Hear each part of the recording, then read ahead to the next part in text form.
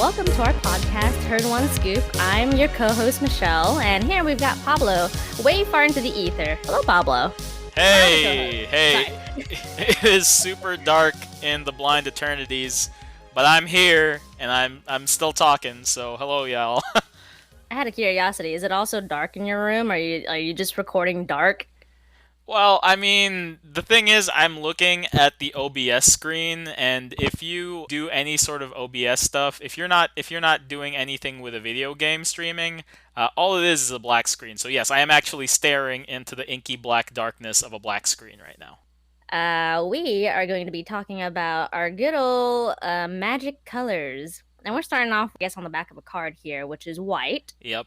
This is the old Wooburg wheel. We are starting off with what is traditionally the first of the cycle, white, much maligned, recently very weak, but hopefully in the future powered up by itself. Though I guess before we start kind of talking about it, maybe we should probably kind of explain what our podcast here, right? And so we're kind of a magic podcast. We pretty much just kind of talk about some magic topics and just kind of have a good time, and hopefully give some useful information to all you folks out there who may or may not know what our topics are. Right. No. At least in the near future, at least for this series anyway, we're going to try to be Yeah. as general and as timeless as possible so that no matter what stage of your magic journey, your commander journey you're on, you can use the things that we talk about, or at least have a little bit more insight on how other people might be thinking, which always helps out on the table. Yeah, and then worst case scenario, maybe you know all the things we were talking about. Maybe you'll find us entertaining at the very least. So, you know. Yeah, and you know what? If you do know what we're talking about, hey, it's always nice to have your suspicions confirmed about certain things, right? True, true. But like I said earlier, we're starting off pretty simple here with the colors in the magic system. Starting off with the very first color, white. So, as far as I know, there's a lot of lore behind each of these colors, right? Mm-hmm. White's biggest thing is just kind of like peace through structure. I guess first things first, the symbol itself is represented by a sun, and then each color has its allies and enemies, right? And so white's allies are green and blue, and Yep. then the enemies are red and black. And then you can actually see this on the back of a magic card if you have a magic card on hand. The colors that are kind of next to each other are the ally colors, and then the two colors that are across from each other are the enemy colors. Yep. So for white, the all three of its friends would be the shard Bant, which is personally my favorite shard. And if we're talking about a white with its enemies, it would be Mardu, which would be called a wedge. Oh, Not that we're talking about but those other guys today. yeah. We're just talking about white and its friends. Well, not its Yeah, friends, just white by itself. just white. All right. So lore wise with white, like I said earlier, so it's mostly just kind of piece through structure, right? And so Hmm. their kind of big thing is putting the whole community uh over like the individual, right? Yep. And you can see it a lot with. Here's the thing: White has the most. If you look at the cards, has the most city builders and diplomats. We're not talking about lawyers here, but White does have that. So if you're looking lore wise, you have dudes like Tomik, Mangara. Who else is like basically they have a lot of Very. advisors and diplomats. It's a little bit different than a blue who has like legitimate lawyers as lore characters like Bruvac. White has that, but it's more along the lines of like SRAM, like city planners or stuff, like people who structure the community rather than actually care about like the minutia Mhm. of the rules itself. Yeah, and in kind of a way, it's almost how do I say? It's almost kind of like communism if you're looking at it from I guess a third perspective, right? Yeah, no, I can agree with that. White is very communist, trying to share. It's trying to make sure everything is balanced with each other. So apart from putting its values into the community versus like the individual, uh their whole big thing is just like very black and white kind of morals and ethics, right? And then just lots of laws and discipline and uniformity just in general. Hmm. That's true. A lot of the things that white does has humble effects, which the card itself, humble and humility. Basically, there's just a bunch of creatures and enchantments that go, all right, everybody loses their abilities, and everybody is a 1/1 or a 0/1. Everybody is absolutely equal. Well, that is cool. In terms of like the actual cards, I'm gonna say as far as I know, quite a bit. But White deals with a lot of little weenies, right? So lots of tiny creatures as opposed to like really big dick boys. Yeah. It right now I would say that white is the swarm color. It used to be white and green equally, Uh-huh. but now that green is leaning a lot harder into beasts like big green monster stompy dudes. I mean, green still has a bunch of its like other traditional weenie dudes Like like things like sapperlings and or like elves. elves. Yeah, Mm-hmm. exactly, exactly. But there aren't that many of those anymore. Most of the time, that just comes up in like themes. White, by itself, right now, is still very much about like almost every third spell or sorcery that white has is about making a 1/1 token or a 1/1 spirit. Yeah, and with that, I didn't uh I didn't realize that white was the weenie color. I always thought it was green. Like I said, green had been the weenie color way back Mm-hmm. when. Because people think of like, okay, green. Look, I made a bunch of insects or something. Um, Mm-hmm. but for whatever reason, white slowly started taking more of that share because the tribes that white really leans into nowadays are Or like humans and spirits for token making, uh-huh. and white has a lot of those. Yeah, so no, that makes a lot of sense. 'Cause playing some of your decks, Pablo, there's Hmm. lots of angels, lots of soldiers, Yep. and humans in general. Yep. Yep. Yep. So in terms of like actual creatures itself, there's well, I guess with each color, there's certain keywords that get attached to each color, right? And so, uh, white's got things like first strike or double strike, flying, all those good things. Yeah. White's evasion is not from strength. White's evasion comes from discipline. Mm-hmm. So it feeds into the whole first strike specifically. It feeds into that whole soldier thing. Just because they're 1/1 weenies, they need something to even the playing field against the other colors, and that would be first strike. Flying Yeah. is a little weirder. I guess if we're talking about that if soldiers have the first strike, the spirits would have the flying. If we're talking about those two slices of the pie.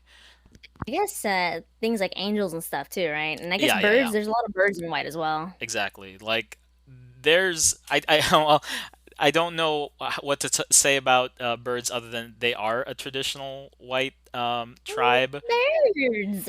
Yeah, Yes. I yeah. love birds. I'm sorry. You're good. Um, and I guess it's another one of those things that I don't think anybody really like Richard Garfield or whoever the game designers were really thinking of back when they were making Magic. I don't think they were really thinking of making flying a very white ability, but it Mm-hmm. just keeps coming back in their iconic creatures or the creatures that are associated with white. Like, Yeah, so I guess at this point it's just kind of like associated with, oh, flying is like a white thing. And I guess hmm I mean like blue also have some flying, but I guess primarily white is like we're flyers. Tee. yes, yes, yes, yes, because it's always better to well, not avoid. Well, here, if we're talking about just funny color things, white would rather be above all of it. So kind of like super pretentious. Yeah, yeah, yeah. White is high and mighty. White is above all of these problems. That's why white has flying. Disgusting. I say as all of my decks have white in it. Oh, all of your decks have flying in it. That's what are we Oh, talking about here? true, true, but more accurately, all of my decks have white in it. Okay. So in terms with just mono white, White's got a couple of different rules that kind of go along with that color, right? And Yeah, so one of the biggest things is life gain, yeah. Life right? gain is hey man, if black is death, then white is all about extending that lifespan past the point of you being useful. Oh yes, let me just sit here on my throne and just gain life constantly, all Yeah, the time, yeah. Like until I, I I get have no win condition, but I'm not leaving. That's white. disgusting. Disgusting. Yeah, I'm looking at like Allura over here, yeah. which is I think black and white, right? But whatever. Yeah, basically, Aloro is hard control. It's just like I'm holding down the control key, which White also does very well. Hold down that control key as long as you can, and that means life gain. The I say life game, but it's really more like just defensive mechanics, right? And so Yeah, yeah. along with that, they Life also gain do is one like of those. Life gain is one of those, but so it's life gain, damage prevention, I guess partly damage manipulation. yep, yep. Usually when it's damage manipulation, it veers into another color. It dips into another color, Yeah. like white, blue, and white, red. Hmm. For deflection or absorption, but the whole point of not getting hit, that's very much White's thing that red or blue Oh gloms yes. onto. I quite understand. Please don't touch me. Yep. Yep. I'm very afraid, okay? Yeah. If you're blue, that means I'm gonna cover myself in a sponge to absorb your hit. While if it's white red, it's the whole I'm gonna kung fu you so that you're gonna be hitting yourself instead. And then along with that, they've also got a lot of like defensive enchantments and stuff too, right? So I guess in general, white is just a very defensive color. Yeah, you make a city wall, you build that wall high, and then you turn it into a pillow fort. And you know what color the feathers in a pillow are? White. White. White, big, fluffy pillows. Yes, and you know where those feathers come from? Birds. And you know, Oh my and you God. and you know who wishes they have pillows on the battlefield? Soldiers. It all comes together. It all makes sense. Okay. So in terms of defensive enchantments here, you've got things like the fairy's moat, which kind of prevents people from touching you. Oh well, we're talking about moat mode itself, because Teferi's mode is the Oh, this is blue blue white. white. Yeah, yeah. Yeah. And we can go all the way to original mode, which is Oh, literally mono white. Just mono white, okay. nobody touch me. I used Fairy's Moat because I do own a Fairy's Moat. I'm like, oh yes, this is a good example. Hmm. But Moat would probably work a little better because it is mono white, but it's don't touch me. Yeah. Uh Teferi is usually base blue, so if we cut Teferi out uh, Oh, in both the name of the card and the colors of the card, then you get moat which is basically white. along with the Fairy's Moat, there's also other things like worship that kind of just prevent uh you from dying in general. And there's also other cards kind of like that that just kind of prevent you from dying with Yeah, white, yeah. right? Like you can even look at their the things like Holy Day or Angel's Grace. Basically, it's just don't not right this second. I mean, you can try again later, but right this second, how about nobody dies? The By thing that that I comes mean to me. mind Me, I don't die. The thing that comes to mind is I think it's in your one of your angel decks or whatever, but this might be before EDH when we were playing, but it was one of those decks that relied on you just not dying, and it was an angel, and I don't remember quite the name of that angel, but if she Um, was well, yeah, well, here's the thing. I know what you're talking about, and we might actually cut this off because that was you're thinking of Platinum Angel, and yeah, that's actually a artifact angel with no color. A very lol. white effect. A very white effect. You cannot lose the game, and your opponents can't win the game. Very white effect, but a non-colored angel, unfortunately. Okay, but you know she's an angel, and there's lots of angels in white, Yeah, so yeah. I mean, it's not flying, okay? No, no, no. That is very much a white effect. Don't get it confused. That is very much a white It is. effect. It is. And then along with other enchantments, you've got things like Ghostly Prison, Spear of Safety. Oh, I do That love also sphere of have safety. oh boy. I too like me my Pillow Fort Yeah, cards. And it makes me very sad when people think that I'm the pillow forter when I'm no longer the pillow forter, okay? that's why you should just. I think we're getting off topic, but that's why you should just play your aggressive decks to show people, hey, I am no longer in my fort. I'm now bashing you with my pillows. That's the thing. I don't have any aggressive decks. Okay, But that's why I have white in all of my decks because I'm a very defensive player, okay? I just like to sit and not do anything. fair, fair, fair. All right, but getting back to the topic, what? Tell me more about Hmm. white, or at least Okay. Well, we were just talking about Spear of Safety and what was it, Ghostly Prison. So that kind of hmm goes along with the idea of taxing players, right? So forcing players to pay the monies to hmm do whatever it is they want to do.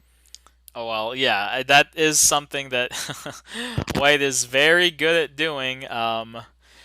Every year, Wizards puts another one of these effects out instead of color breaks, and I mean, I guess that's fine, but in EDH and in other formats, that just keeps making white a little bit less fun to work with, I suppose. Uh, how so? How so? Well, I mean, you're the recipient of a lot of those memes, but no fun is basically what white is. Um, the thing about it is with blue, it's kind of like a surprise whenever they say no fun when counterspells happen. When counterspells happen, the no fun is right there, popping up like out of nowhere. But Uh-huh. for white, it's just a guy painting a billboard like from 50 miles away. You can still see it saying no fun, which in Commander, if it's 3 turns before it hits your turn and you see those not stacks pieces, those tax pieces up, the no fun is very telegraphed in white. Okay. I know like usually in our play group the meme is that blue sucks. Blue is steep in control or whatever. But I guess Well, you do make a point that's what that P it's played brain with gruel white. players say. That's what P. I'm kidding. Gruel players, y'all are all right. Gruel players, you're okay. Jesus Christ. Are there speaking of I guess if we're doing this too, are there any kind of like stereotypes that go along with like mono white players, I guess? I feel like there would be more stereotypes going along with like dual colored or three colored. But I guess for the on the off chance there is someone who so happens to want to play mono white, what are the typical kind of like people who do like mono white? Well, off the top of my head, it is people who like to stall games. That's one thing that White has a reputation for, just because they have so many board wipes, so many stacks and tax effects. They just White has this reputation of dirtling. Not as bad as Blue. Blue dirtles a lot, but I was gonna say I'm like yeah. So white is a close second to that. White is also known as a very strong group hug color. Uh, there aren't many other like gold cards. Basically, if you ever see a group hug deck, chances are white is going to be one of those colors. White's probably going to be the most common color there. Yeah. So stereotypes for white players. Basically, what was I saying? Stacks and tax. That's a big stereotype that they have. They do have white has recently also had the stereotype of being the poor, sad player out of the color pie, like, but I'm playing mono white, guys. I need to catch up. You guys are playing the other cards. Come on, guys. I'm playing mono white. Can't you see? like, so there is also that whole wounded duck aspect of white that's a stereotype nowadays. Now, I hear this one getting memed a lot, but hmm I hear that recently that the white is generally regarded as the quote unquote weakest color. Okay, so yeah, right now, if you're in the future and this is fixed, awesome. But in the last 5 or longer years, white has had this reputation of being weak because it does not have as much colored card draw as the other colors do by itself, and Mhm. it hardly has any ramp of its own. Now, white does have a few cards that do this. Basically, the only one that really comes to mind without any strings attached would be Core Cartographer. But white is very good about balancing and taxing. So Mangara is something. This is on the card draw side. Mangara is one that is yeah, no strings attached card draw. It's just, hey, other players, don't do that because I'm gonna draw a card if you're gonna do that. Um, And so Mangara is card draw, but even then, he's like, don't do this one thing that I don't like here. Otherwise, I'll draw a card or whatever it is. right, and So it's kind of very defensive. exactly, and the thing is, I actually did very recently a a gatherer search of draw a card in white, just in mono white. I'm sure there's more, but if X happens, draw a card. Mhm. Um, White only has about 7 of those that are like near unconditional. Like when I say that, I mean like how blue has Ristic Study. Ah, It basically is just draw a card, draw a card, draw a card. White has about 7 of those, and 4 or 5 of them have been just printed recently. Mangara, Mentor of the Meek, Dawn of Hope, I think is the right card that I'm thinking of. Um, where the condition to draw a card is minimal on the white player. Uh, and that's something that is very, very lopsided because every other color now, even red, which used to be right there with with white. white on the card draw and stuff. Yeah, even red now has impulse draw, which is great card advantage.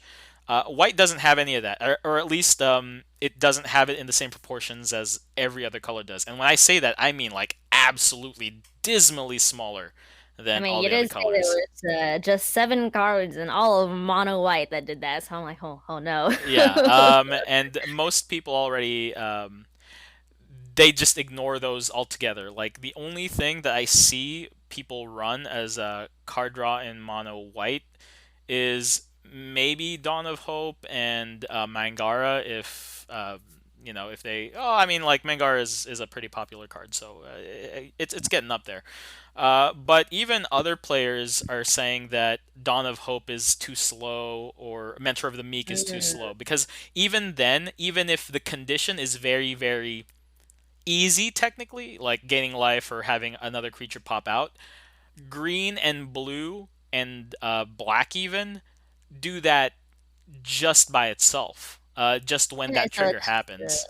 so it's just like a lot faster compared to white. Yeah, exactly. Because like in the things other than Mangara that I was mentioning, they white still has to pay some mana to draw those cards, which is just ludicrous given that every other color has almost completely free card draw, other than like paying the cost for the source itself. So I guess ideally then you'd want to pair up white with another color to kind of compensate for all of the weaknesses that this one color just has, right? Oh yeah, like white is a very good support color. Hmm.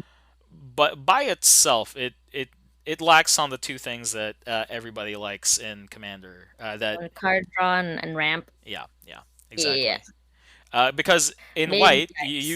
you need somebody to do something to react to. White is a very reactive color. Yeah. Which I guess makes sense. It's got a lot of like removals and stuff like that, but not so much like well, in terms of ramping, there's cards like what is the card I'm thinking? Soothing Tithe. That would count as ramping, right? Yes, smothering tithe, but that's another Oh, thing that I Smothering was Tithe. yes, Yes, my soothing bad. tithe. No, you're good. What am I thinking of? I'm thinking of something else. No, Smothering Tithe is what I'm thinking of. I don't Yeah, know why I'm thinking smothering of tithe is exactly what you're thinking Smothering of, Tithe. and What's that's the only one. thing other than core cartographer that white Yeah. is basically do it for free. And so it's kind of like if you're playing mono white, you want a core cartographer and you want a smothering tide. I have this card in multiple decks, but every single time it's like soothing tide. Yeah. Nope. If I were you, basically just run artifact ramp. That's how you do have to shore up Mhm. white's deficiencies. And thankfully, with white does care a little bit about um, artifact in general artifacts. So Yeah. you can Mhm.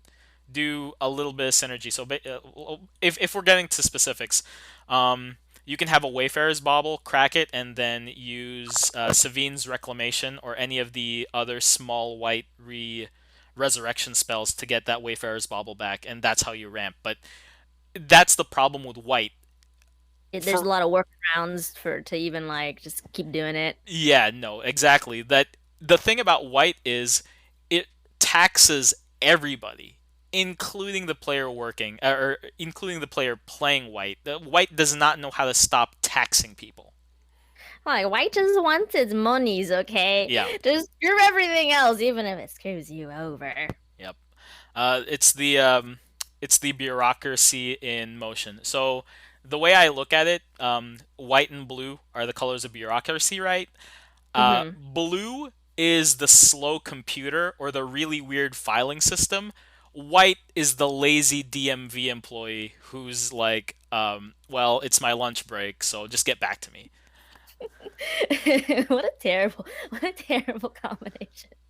Well, all right, if we're gonna keep What a going with great it, combination. no, I mean, Great yeah, combination. yeah, like, But hey, like man, this is a great terrible. simile, and if I keep going with this, It's true. the other control color, which is black, black is the employee that you can bribe to get things done. All right, so What a great what a great color combination. That's my favorite color trio, yeah, Esper. Esper, nice, nice, Hmm. nice. Yeah, but you were talking about like artifacts and stuff, right? And so uh white does play really well with artifacts, so like lots of equipments and stuff Hmm. specifically. Yes. Right, and it kind of plays into the fact that they've got a lot of soldiers and knights and stuff, and you kind of just stick little artifacts and be like, I hit you with Yeah, double strike or yeah. first strike or whatever. Yeah, like white, that plays very much into the whole martial ability of white. I Again, this is kind of weird because I don't know whether this is a top-down decision or whether it just happened to be that way. But um, red and blue are traditionally the colors that care about artifacts. Hmm. Blue is the color that cares about artifacts that are in play. Red is is the color that cares about artifacts in the graveyard or getting used like as sacrificial fodder. Yeah. So white had to have its own special slant for artifacts, which thankfully they made with Mirrodin and all the other equipments, because red and blue hadn't yet claimed that aspect of artifacts yet, and one of the nicer decisions that Wizards of the Coast ever made was like, well, let's give white artifacts. That seems like a good idea. Or equipment, I mean, not artifacts. So red and blue traditionally had these two spheres of artifacts covered. White, back in the past, also had a little bit of artifact play going. You can look at it in Light and Tutor and see like, okay, well, even back in Mirage and Visions block, white cared a little bit about artifacts, but it staked its claim specifically on equipment because white is all about martial prowess, and hey, what's more martial than weapons, right? Oh, well, that makes sense. Considering going along with the theme of the whole, they've got lots of soldiers and knights and stuff. Give them weapons and armor. And they will take advantage of it. We were talking about SRAM earlier. That's a guy who cares a lot about equipment and weapons. All also in mono white. You know what I like about white? What would that be? They've got a large amount of cats for whatever reason. Yes, also a very weird tribe for it to have, but I guess cats are white. Which I guess if we're going back to the equipment thing, cats do also deal with lots of kind of equipment play and stuff. And that's another one of I, those things that just, I guess, popped up like as a coincidence because I don't really see a lot of cats in the real world, you know, being that being that considerate about weapons and junk. uh, what? A little bit of a side tangent. Johnny, a cat, is white, but I think he's another color too, isn't he? Yeah, sometimes he's in green, but Johnny was the poster boy for white for the longest time. White planeswalkers, anyway. It switched to Gideon and Elspeth Hmm. for a while, but the original OG white planeswalker was a Johnny. Well, he is a fabulous kitty boy. Okay, I'm like I pulled up a picture of him and I'm like, oh man, look at this like fabulous mane. Yeah. He's very Um, white. he is one of the consistently shirtless people in Magic. Like, we're getting more of a parody about who's shirtless, who's not. But Johnny has always been about, hey, look at my chest. Scrolling through all these pictures here, I'm like, oh yes, look, you're not wrong. He is shirtless cat boy, okay? And Yeah, I'm like, no, I like that cats. describes him. And I guess I like boys. So I'm like, this fits my criteria. Hey, I guess. easy, easy. People can run away with a meme real fast here. True. This is fine. Uh, there we go. Okay. Turning off all the Johnny pictures or whatever. Hmm. But I guess back to the actual podcast. So we were talking about life gain and defensive enchantments and stuff earlier Yeah. and A little bit of the artifacts. taxes. Yeah, a little bit of the taxes, and then we moved on to artifacts, but White's very specific piece of the artifact pie. Yeah. They also have a lot of removal, like single target removal, right? So you've got like Swords to Plowshares, Oblivion Ring, Flickering Abilities, things to just kind of get rid of little individual little play pieces. Hmm. White is the color of exile, which is very nice. But going into why white is getting a little bit weaker now for this time period. A lot of Mhm. other colors have started to edge into the exile pie, or at least take a bigger slice of the exile pie. Uh, So it's almost kind of like white's losing its identity a little bit here yep. because other colors are starting to kind of take all the things that white used to be exclusive. Yep. Black has a lot more exiles now for creatures. Red, like, to be fair, red always had a little bit of an exile theme going with its direct damage, but nowadays it's getting way more leaned into. And blue recently has its exile creature spell in a few cards, which is, I mean, I don't know how I feel about it. But if we're just talking about like the sheer breadth of single target removal, white has always been the go-to for cheap, efficient cards that do that. Well, well, that's seems like it's a little unbalanced here then. Hmm. Well, I mean, there's a reason why one of the archetypes we were talking about for white is the poor me, I'm playing mono white player. Well, I mean, this is why I was saying earlier that you should pair white with other colors, right? And so we Yeah. were talking about earlier that white's got its allied colors, which are green and blue. Hmm. And so if we're going into some of the allied colors with white, that would kind of help it out. Let's go ahead and start with white and green here. We'll start with two colors. Keep it a little simple. Yeah, and I'm assuming that we're going to be talking about color pairings in the future. So whatever we're going to be saying right now is just a very, very brief Yeah, overview. Yeah. and So we'll be expanding on these in the future as well. so white and green. Hit me with that white and green, Michelle. Selesnya colors, white and green. Uh, as far as I know from past experiences with your decks and some other people in our playgroups decks, Yeah. lots of weenies, Yep. lots, lots of token creatures. Yeah. Yep. Uh, Yep. and They because have there's been neck and also neck. Yeah, they have been neck and and neck. mhm. And then because it's white and green, there's also lots of trample, which comes from the green side, as far as I know, right? And a lot of life gain. If you're talking about white and green, there's a lot of life Yes. gain there. Single instance life gain, mind you, but a lot of life gain nonetheless. And there's also things like lifelink, right? Which is I guess that be continuous life gain as long as the creature is out and attacking or blocking. Right, but that's more of a. I mean, we're going to talk about it in a second. That's more of a white black thing. Green doesn't have Ah. as much life link as a. I mean, it has a few things, but it's not as prevalent as it would be in white black. But we're talking about white green. Okay. So what kind of play style does white and green normally have then? White and green normally would go wide. You're right, absolutely go wide. And it does like its overrun effects because you're going so wide. So anything from like Izuri to actual overrun to Crater Hoof, Behemoth, and all the Crater Hoof knockoffs. It's just go wide the deck. Go wide the deck.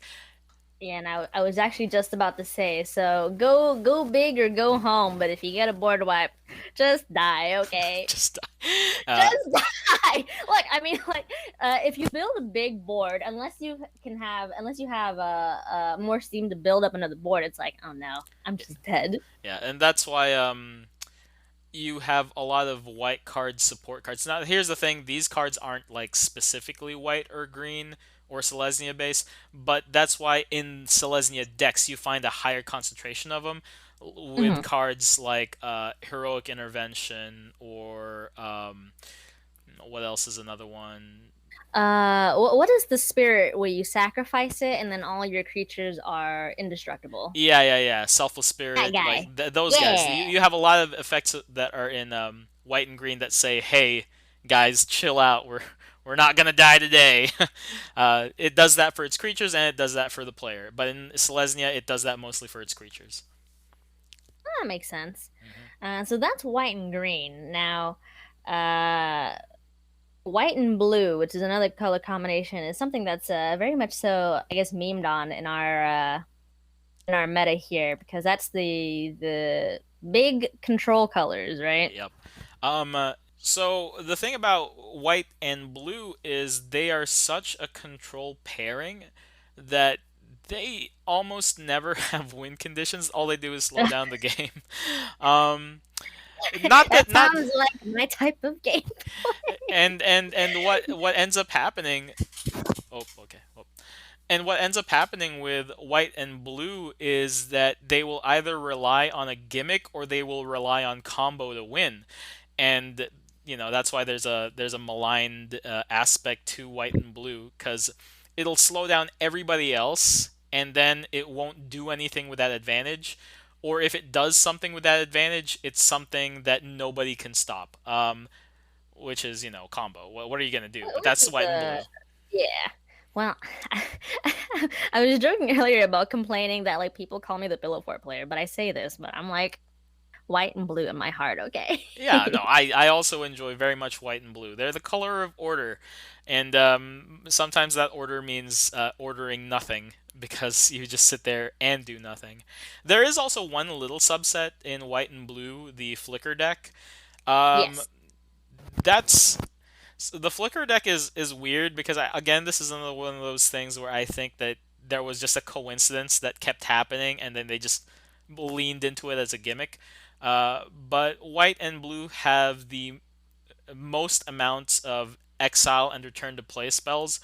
Um, Hmm. so you end up with Brago decks, Raynar decks that just like really love it when things go in and out, and which is well supported because white and blue just have a ton of those. It just seems like white and blue just has a lot of gimmicky mechanics. Right, and that's why a lot of people have weird feelings about it.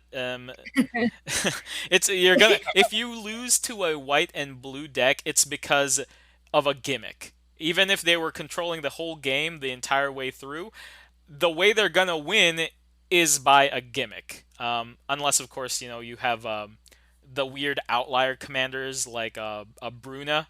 Bruna is a Voltron enchantments deck, But Hmm. most of the time, the white blue deck is not going to be winning like through creature damage or through any big spells. It's just going to win through something really dumb. My favorite white and blue at the moment, at least, my favorite white and blue dumb gimmick is combining Guile with Dubscape. Yeah, I think that's that's what it is, right? And then that's like the poster child of dumb gimmick, right? let me just counter everything and make a million bajillion birds. Except they don't have haste, so it's like That's another thing that people complain about white and blue. Like the thing is, you absolutely know when white and blue have got the board on lock, and you know that they're going to win, but they get there so slowly. I mean, they're going to, but it's so slow. Their gimmicks are so slow. Anyway, well, that's white and blue. yes, my favorite color. Well, not my favorite color combination, but my favorite dual color combination. Now, those are the two ally colors, but if we combine the enemy colors, you've got white and black. Hmm. Oh, by the way, going back to the white and blue color combination is called the Azorius colors. I mentioned Selesnya, which is white and green, so we'll mention white and blue, which is Yeah, yeah, yeah. Azorius. Good call. And then white and black is Orzhov. Oh yeah, so this is my favorite guild of the Ravnik pairs. Yes. Um, Being your favorite guild, Pablo, what about it is your why is it your favorite guild, I guess? Death and taxes, man. Well, not really. It's I like, I know mean, it, hot angel babes. yeah, no, hot angel babes. That's something that white and black. I mean, it just is. It just is. I don't know how else to explain it. It just has hot angel babes. But going past that, the real reason why I like Orzhov so much is because that was one of the first pre-constructed decks that I had. After the restructuring for modern, before the New World Order restructuring modern frames, I was very heavily a green player. I loved Crawlworm. I loved a 6/4 fatty that just really didn't do anything, and I always wondered why I was losing. Um, Big creatures, but I guess if you just have the one big dick creature, it's kind of hard just to work with it. It's just the yeah, one yeah. Like, oh man, I terror it. It's dead thing. now. What are you gonna do? Cry? And I did. I cried a lot. White and black was the first real color pairing that I glommed onto, and it was great. It worked. It was the first deck that worked for me, so that's why I have such a fond memories of the color pairing. That's enough about me. Let's talk about like the specifics about white and black. So lore wise, I only know this because side note, at one point in time we were doing a D&D campaign with within Ravnica, and Yeah. so we had a couple of Orzhov players, and their whole thing lore wise was I like money a lot. Right, because white is the color of taxing, and black is the True. color of paying exorbitant amounts to get something done that usually can't be done. So white when it's taxing you by itself, like all it does is make other people feel bad, and maybe eventually somebody's gonna ether flux reservoir you to death. But white will accrue all of these weird resources that it can't really cash in.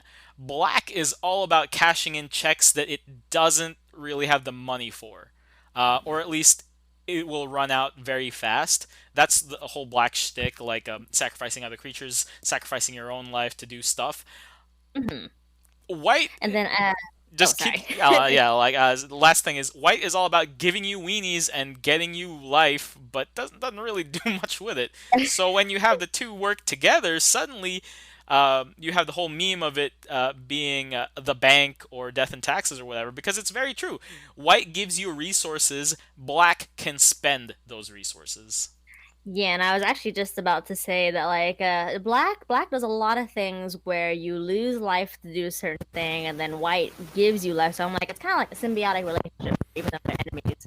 Yeah, white and black are very good in the way that their differences are set up. It's gonna be we'll talk about white and red in a little bit, but the differences that white and black have are their symbiotic relationship. They cover each other very, very, very well. Yeah, I mean, apart from because my favorite is white and blue, but I also quite enjoy playing white and black as well. Yeah, Esper, Uh, Esper. yeah, well, there you go. Everything makes sense now. It's all Yeah. coming together, and I'm just realizing this. But yes, if we put it that way, I also really like white and black, and if we add blue, it is Esper. Hmm. But it's just nice because I don't have to really worry about dying off too quickly with all of the dumb things that black can do Hmm. because I'll drain all that life back. And then I'll just drain all of your life so that I can gain life from you. I'm a vampire. Yeah, that and also that is white and black's iconic tribe is vampires. Hmm? True. So it makes more sense, even more sense. And then I believe the last color combination we've got here is white and red, which is Boros. Yes.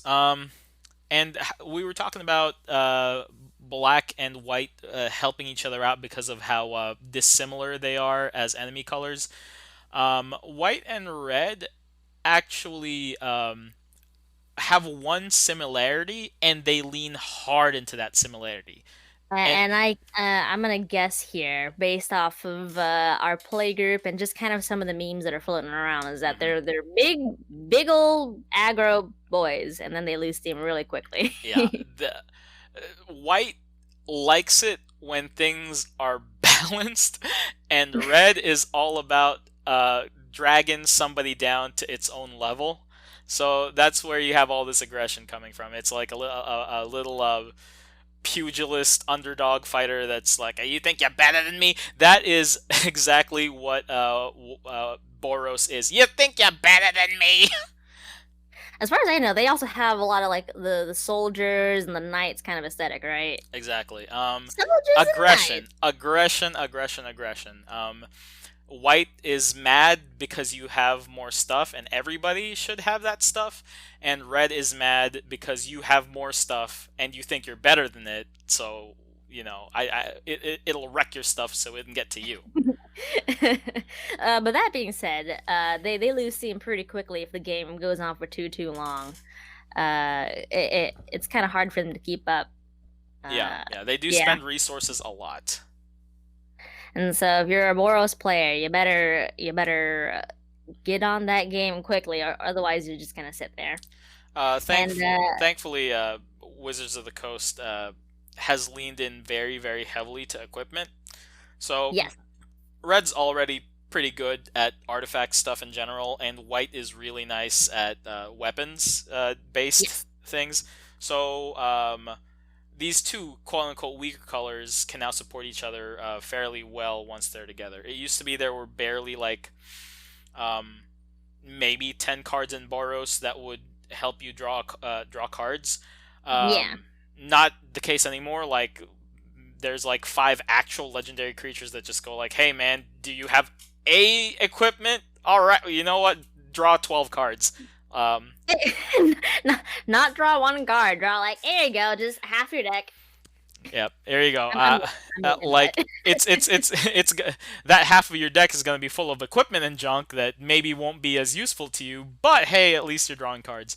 So they still have a lot of trouble ramping. They still have to rely on mhm. mana rocks and artificial ways of ramping. But at least as far as card draw is concerned, white and red very good at shoring up that little deficiency that white has.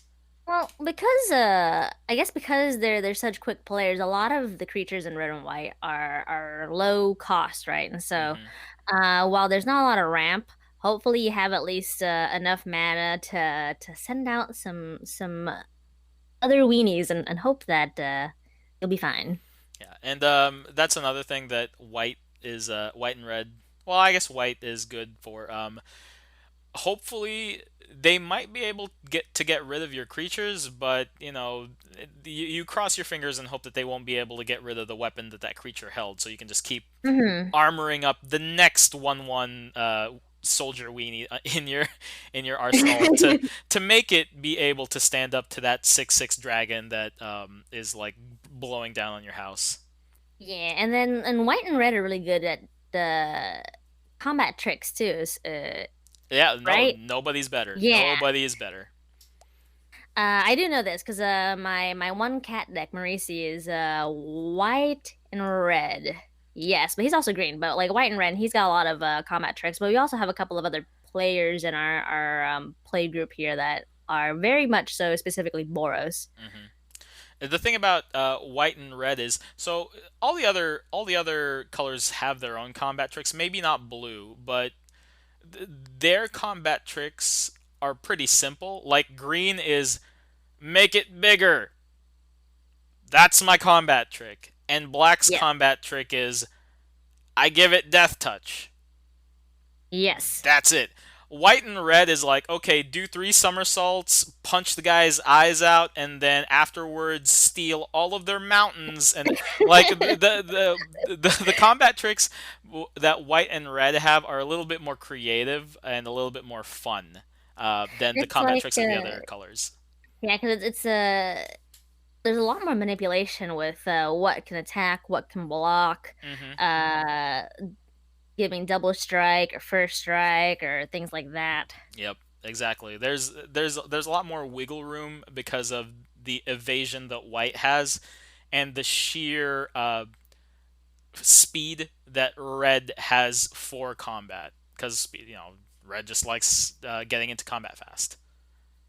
So I guess if we're comparing white and red and white and black, so white and black are kind of like opposites that cover each other's bases really well, Hmm. while white and red have one thing in common and they go real hard into it. Yeah, and they hope because here's the thing, they go so hard into it, like they leave a lot of spots open, a lot of spots open, but hopefully they've leaned in hard enough and fast enough that everybody will die before they figure out that oh wait a second, they only have three lands, you know.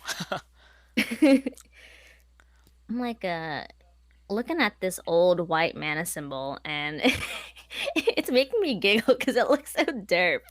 You know what I'm talking about? The one with Yeah, the because the printers back then were not very. I mean, it's a miracle that they got Red's mana symbol to look as good as it did because there was no way that they were gonna make the little white sun symbol look nice that small with the printers from the 90s. it just looks so silly. It looks almost kind of like you know how when you were a kid and you would try to draw your sons, but you wanted to draw them a little bit more sophisticated than just throwing the lines around them. You try to Yeah, no, exactly. It's draw.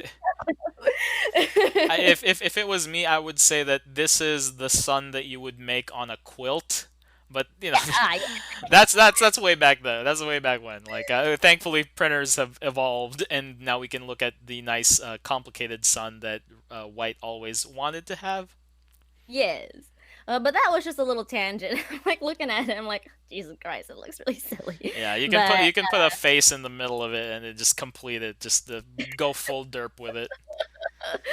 now, uh, going getting back to the topic here, right? So we were talking earlier about the tribes that are in white, and Hmm. each of the colors have their own specific tribes. With white, we were talking earlier how there's angels and Yeah, cats and birds and stuff. angels. Yeah, angels being what's called an iconic race. So you have Hmm. your regular weenie races, and then there's in Magic there's something called the iconics, which is the colors super big dudes, which in White's case would be angels. But No, big as in like actual power and toughness big or big as yes, oh okay, so like big power. isn't yeah. Iconics are like the mythic rares of whatever that color is. I see. And but they also have a bunch of other like I guess beasts and stuff too. So like Pegasus and then like I was saying earlier, cats, Hmm. elephants. Elephants, yes, it does share that with Elephants. green. Yeah. They've got their tribes, but it looks like each color has like classes and stuff too. Hmm. That they kind of share with other colors here. And so, Yeah, they're um, secondary types. yeah, so you've got your archers, Oh yeah, they do which have that. yeah, so archers that are shared with green, clerics that are shared with black, knights that are shared with black and red, Hmm. All about that monks that martial are blue. prowess. Yep. Yeah. And you've also got rebels and soldiers, then you've got your samurais, Oh, which are shared samurai. samurai! Woo! That are shared with black and red. Well, I won't say that it's a parasitic creature type, but holy, I do not. When are we gonna get samurai back? Those guys were cool. So I came into Magic not too long ago. So tell me about these samurai, Pablo. Oh, well, the thing about samurai is they do exhibit the martial prowess thing that white is so. I mean, I guess this is gonna be the one of the rarer creature types in white that people will see, so we can dig into it a little bit. But white has through the years been the color of dumb combat focused abilities like Uh-huh. flanking and banding. Um, Those are two things I've never heard of before. I'm flanking just old. flanking was just I don't know how to say what flanking was like. It's basically it's two knights beating the shit out of each other. That's what flanking was. Banding was basically, you know how the attackers are supposed to be the ones that are assigning combat damage. If you have a creature that is banding with another creature, instead the defender is the one who decides where the damage goes. So Oh. very, very combat tricky, haha. But you know, And so I guess samurai, since I guess they were an older kind of class, kind of fucked around with with a lot of the trippier combat exactly. tricks. Then. The Bushido is basically what they wanted, I guess, flanking to be like. Bushido is basically like, oh, JoJo's, are you approaching me? That's what Bushido is. It gives them a little bit of a buff whenever attacking or blocking is coming in, but it's such a minuscule one that I don't think we're ever gonna really see Bushido come back into play unless we go back to a set that really cares about samurai. Well, who knows? What is the current set that just came out? Right now, at the time of it is Kaldheim. Ah, and if I remember correctly, this deals a lot with like elves It's Norse and orcs and mythology. stuff. Yeah, Yeah, Norse so like mythology. high fantasy shit. Exactly. Yeah. And right now, white in this set isn't doing anything too crazy. Basically, it is white in this set is at its almost 1,000,000% most basic that I have ever seen in Magic before. It has soldiers, it has spirits, it has angels, and it doesn't really mess around with many of the mechanics, or at least the new mechanics that Kaldheim is popping out. To the detriment of white. This is basically the story of white the last few years. Ugh. It's there, but it's not really doing as much as all the other colors are. Well, that's unfortunate. Yeah. Well, hopefully in the future, maybe Matt, Wizards of the Coast is like kind of sees that maybe we should stop kicking white in the butt here Yeah. and kind of buff it a little bit, make it a little bit more balanced. Right. The symmetrical effects that white has aren't fun. The symmetrical effects that all the other colors have are fun for the color itself, but like we were talking about, white doesn't really do much for itself that it isn't actually doing to the other people. So board wipes is another thing that's very iconic with white. You're also wiping your own stuff. It's kind of rough. So it's kind of we're all equal, but the ideal is more like we want to equalize them and then just kind of keep ourselves a little bit higher, so we're a little bit in advantage. But I don't know, maybe one day. Yes, that would hopefully be what happens, but unfortunately, the way it plays out in an actual game is white does the thing that equalizes everybody and has to pass the turn. If Mm-hmm. if white had some way to take advantage of the equality that it just made, then sure, white's doing pretty good. Unfortunately, most of the time, because of how the philosophy of white is, everybody has to be equal, white doesn't think too much of the future. It just thinks of everybody has to be But equal the right this fucking second. oh, okay. So they're not really well off to reacting to like newer threats and stuff. It's kind of very slow to deal with that kind of stuff. Yeah, it doesn't really white doesn't really realize, or at least the current state of white is, yeah, they're getting rid of everything, but they're still gonna be behind. Yeah, because you're skipping the turn afterwards. Oh, Hmm. the one board wipe that is almost kind of the exception is route. Route is, yes, route is one of the few exceptions in white, because blue does this so much better. Route is an route is one of the few God, instant speed board wipes. But that's what I'm talking about. White please, doesn't Pablo. know. White doesn't know how. White does not know how to take advantage of situations. It can make everything plateau, but unless for whatever reason you have 12 mana to spare after your board wipe, which again is a weakness of white, you're not gonna be able to do anything after you board wipe somebody. Please, Pablo. It's already dead. Stop. And that again, the problem of white. It's already dead, white, and it stops, and then the next player goes around and goes, "Yeah, you're right, white. Everything is dead. I'll make some more dudes." And white's just there going, "Wait a second. What? Wait, come on, That's not what dude." you're supposed to do. Yeah. That's not what you're supposed to do. But yeah, I mean, I guess to go through everything we've already kind of said here. So just in general, white is just a very defensive uh color, Hmm. right? So it deals lots with taxes, deals lots with preventing damage, life gain, all these other things. Right. And to be clear, white isn't as bad as we're making it out to be. The only reason why white is so very, very weak in our conversations is because this is an EDH commander focused podcast, and Hmm. white, it just doesn't have as many effects that focus on four people as it does just one thing. Which in standard or modern or legacy or whatever you have, you're just facing against one other person. When you balance against one other person, I mean, sure, there's still some sort of tempo loss, but at least they'll pass the turn right back at you right Yeah, and after. it's not as bad as waiting three other turns. It's like, oh no, Yeah, I'm like like you in see time. three different board states you have to deal with after your board wipe. Yeah, I mean, but also a lot of English players will probably lean into using multiple different colors as well, as opposed to like a single colored Hmm. deck.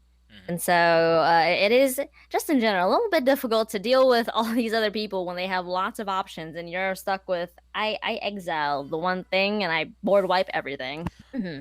So, like what we were talking about, white does well in 1v1 because you can control and there's not too much consequence.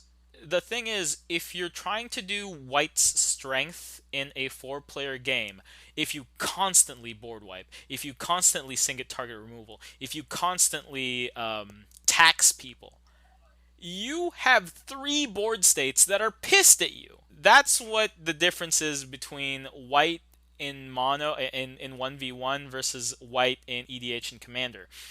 So There it's almost needs, kind of like, oh, sorry. yeah, I don't know, go ahead, you say that.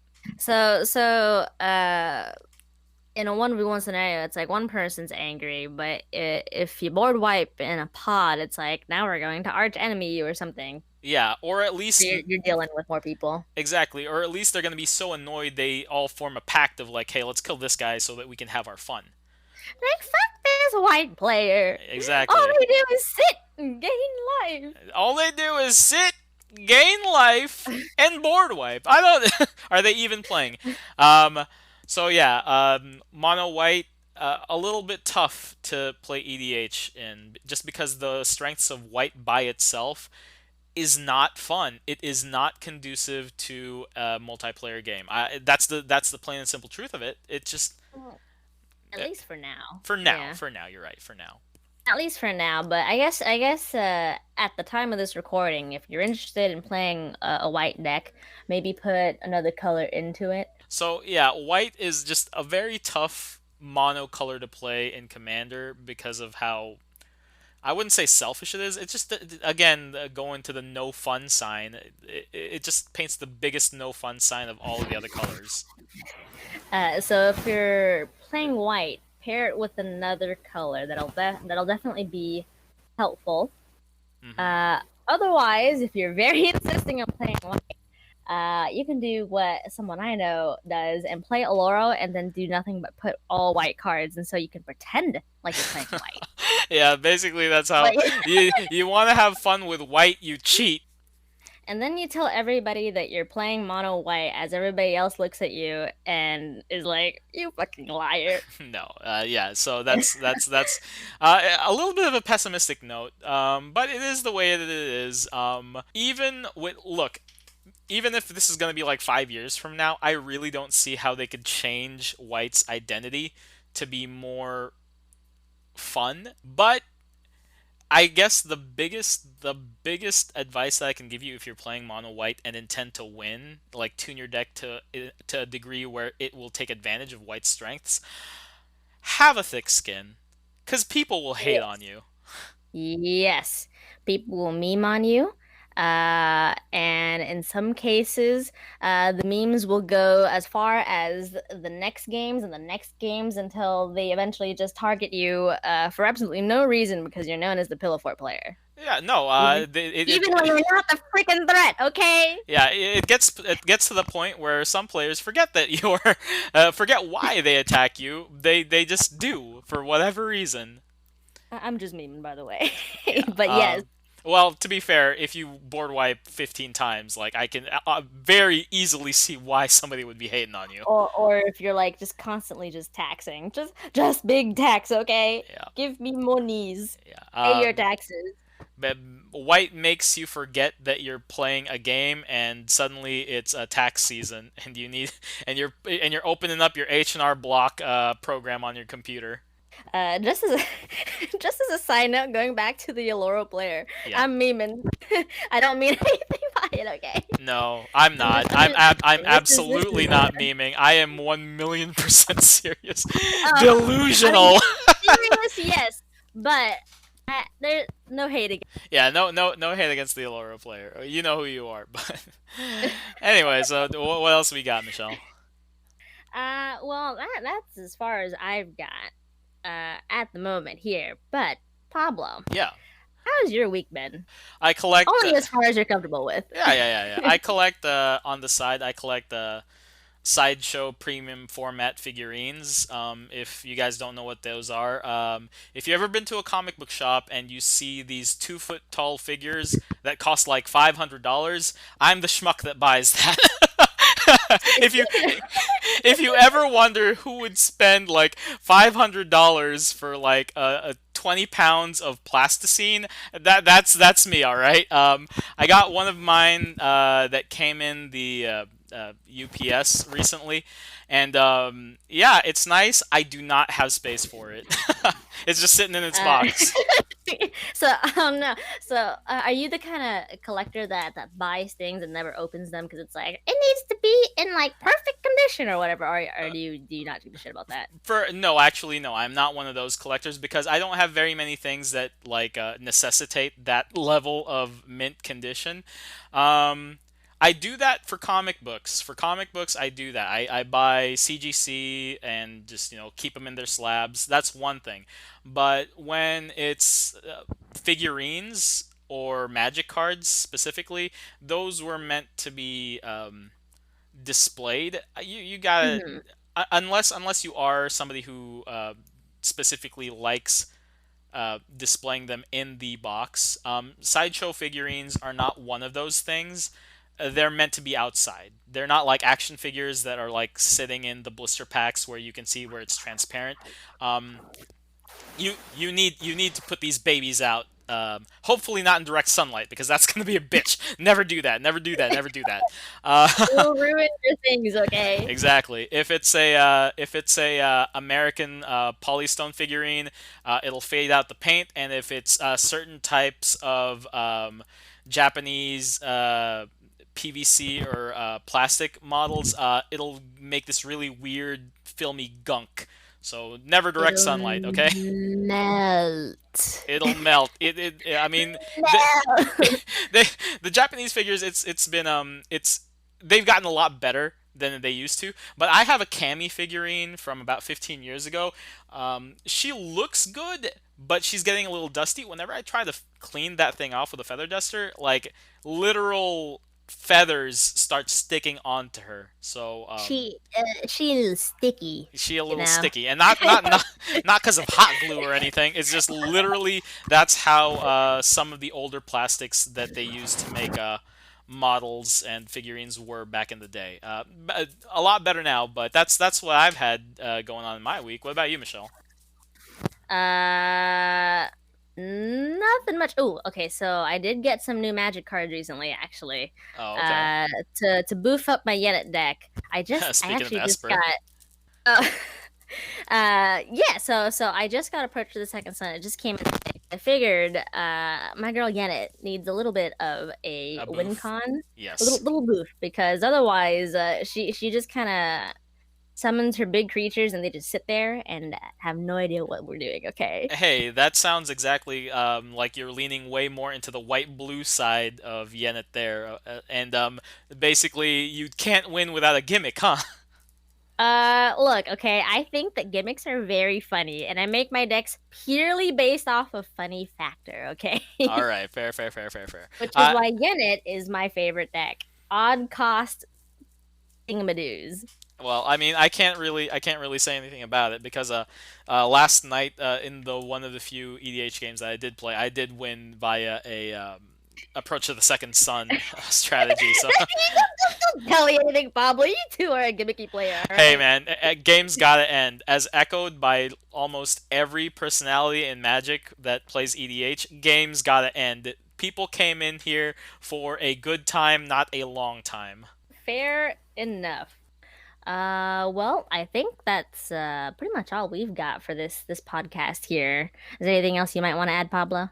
Well, what I hopefully want to add is some sweet outro music right here. Yeah, well, we should come up with some fun catchphrase or something. But that's in the working. For now, bye, y'all. This has been Turn Goodbye. One Scoop. We're bouncing out of here, falling back into the ether, something like that. Oh my God, Michelle, you're using all the catchphrases right now. I'm kidding. Oh, See you guys. See you guys next week. Bye bye. bye.